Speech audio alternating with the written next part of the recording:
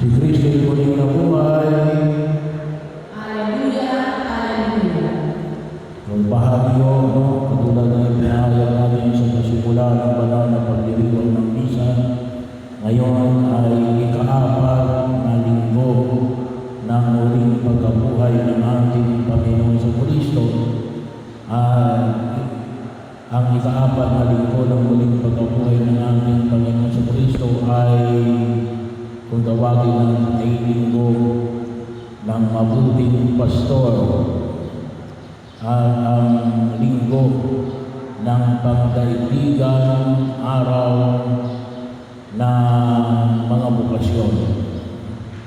Bahagi rin ang tama ngayong bagong na ito ay tayo bukas ay boboto at itutulog natin na nawa yung ating mga iboboto ay siyang magiging mga mabubuting mga pastor.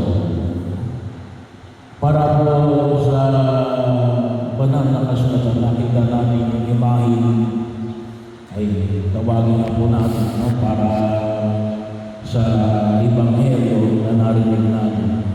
Pag sinabi natin pastor, common yun sa mga Hudyo sapagkat marami sa kanila ang nagpapastor. Sa atin dito, ang pinapastor natin kalimitan dito ay baka, hindi kaya ay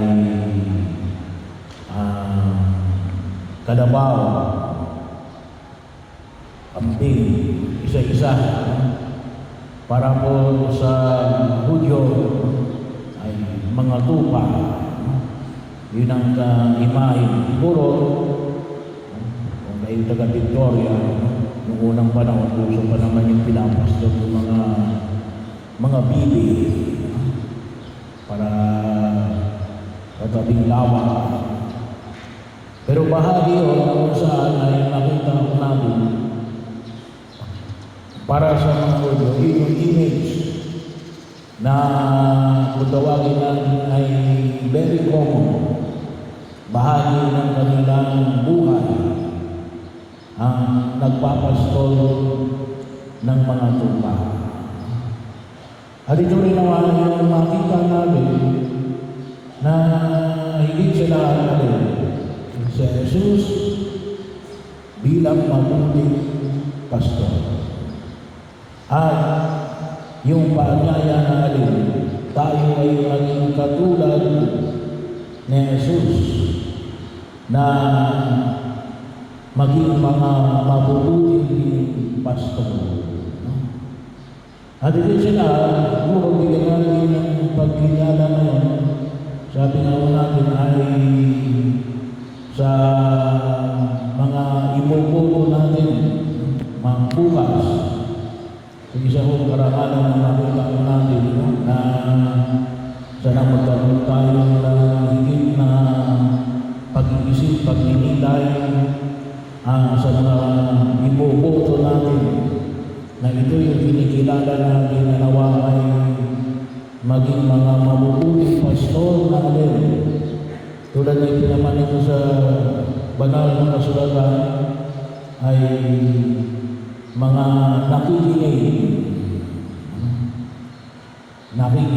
nakikilala. Alam niyo kung minsan sabi na panahon ngayon ay nakikilala ba? Kung kayo kandidato, nakikilala niyo ba?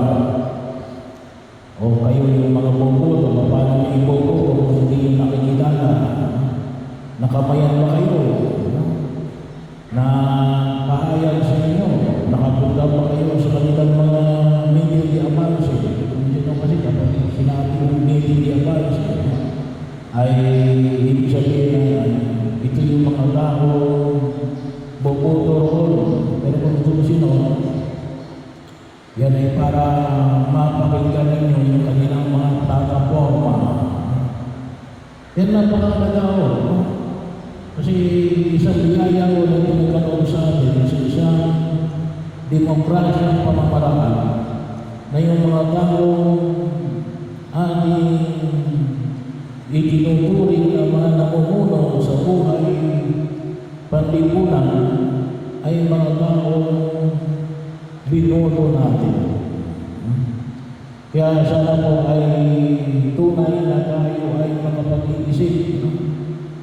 Hindi lamang bahagi yun na makita mo na ito ba ang taong ito na makatutulong sa atin upang umunlad ang ating bayan, ang ating bansa.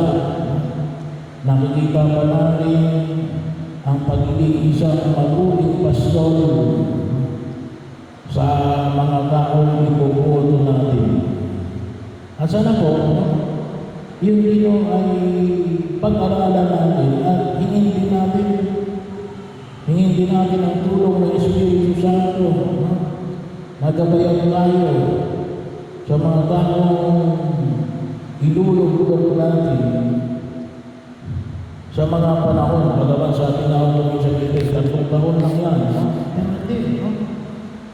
Yung 3 taon na yun, malaki yung impact noon. Maaaring ito ay natulad ng pinamanin natin. Ito bagay magdadala sa atin sa mabuting o masaganang pastulan o magbibigay sa atin sa tawagan natin sa panahon ng kahirapan. Iangat pa yung ating pamamaraan ng buhay sa daigdig na ito. Kaya sana po ay tunay tayo makapag-inilig. Bagaman sa Diyos sabi natin, hindi lang naman ako yung ibobo, hindi lang naman ako ang bobo. Pero ito yung isang hamon sa atin na nawa magkaroon tayo ng mas malawak na kaliwanagan. Ang diocese po ng San Pablo, bagaman po yung ibang mga dioceses, may mga binibigay na mga kung tawagin natin ay preferences.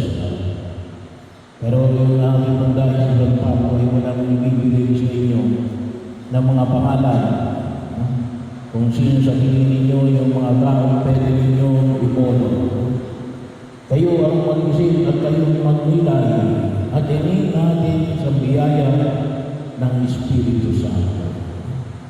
Sabagat napakalaw ang pag-ilos na sabi niya, ito ba yung tao na sa tingin natin, nire-represent natin upang siyang mamuno ng ating bayan at ng ating lipunan. Ganun din naman, na pagkagagawa bilang mabuting pastor, magpasalamat din tayo kasi itong lingkong ito nagkaroon tayo ng bagong papa. Ipanalangin natin si Pope Leon,